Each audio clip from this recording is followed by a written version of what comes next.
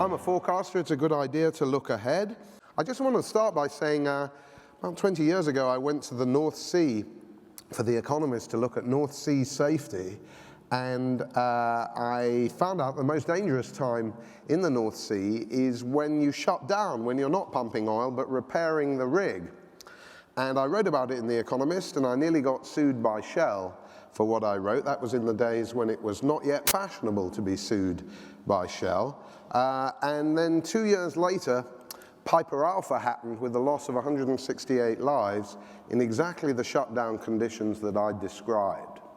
So when people tell you it's impossible to forecast the future, or even really to think about the future, which is what this talk is about, I'm bound to say they're wrong. But I want to say that skepticism about forecasting is really the paradox to begin with, because lots of people want to know about the future. At the same time, they're very skeptical that somebody like me can forecast it. So I'm more in demand and I'm less credible than ever. Charles Duell is quoted as saying, in 1899, everything that can be invented has been invented, nothing more to discover. Thomas Watson is quoted as saying there's a world market for maybe 5 computers. And Bill Gates is quoted as saying that 64K of memory ought to be enough for everybody. And relentlessly, when people start talks about the future, they try to show that basically you're all very foolish thinking you can forecast the future because these great individuals made these classic boo-boos, and really only goes to show that human beings are terribly fallible and stupid and arrogant, and only the speaker can really authoritatively forecast the future. Well, I'm telling you that all speeches about the future pretty much begin with this, and that alone shows that you can forecast the future. It's all very predictable. There's one other thing about these quotations. None of them were actually correct. There's no evidence that any of these 3 people said any of these things, and I can give you chapter and verse on it. Somebody might find something out in the future. I doubt it. Gregory Ferris at the top left testified to the Senate about the big threat facing Wall Street in 2006.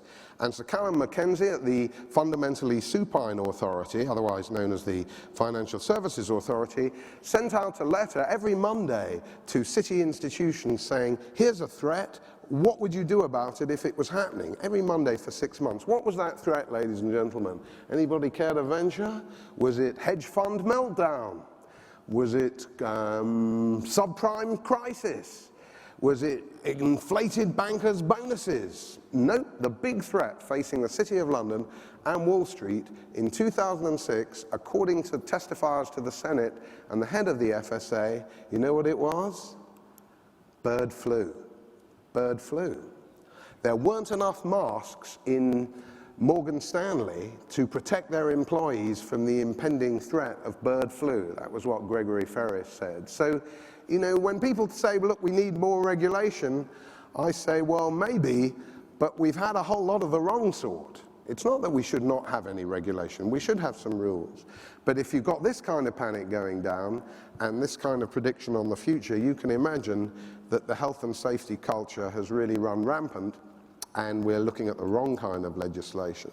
When you really look at health panics, ladies and gentlemen, you know, The Guardian said that, quoting EU scientists, so it must be right, in 1999, that, you know, 400,000 people in Germany, then again in France and in Britain, should die or should be dying of mad cow disease.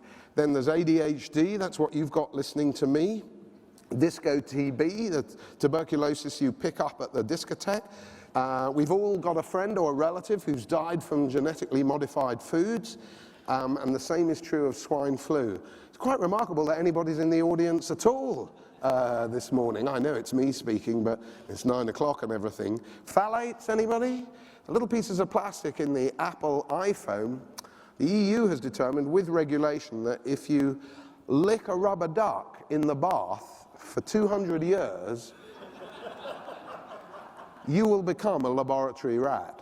So, you know, just stay away from that stuff. But actually, as you may know, and I've already said, you know, we're all getting healthier. We're living longer. You know, if we're so obese, why is it that life expectancies, and healthy life expectancies as well, are going up?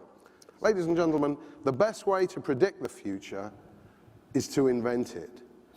You small and medium enterprises can do that. You must do that, because we can't rely on a whole lot of people we want to rely on to invent the future.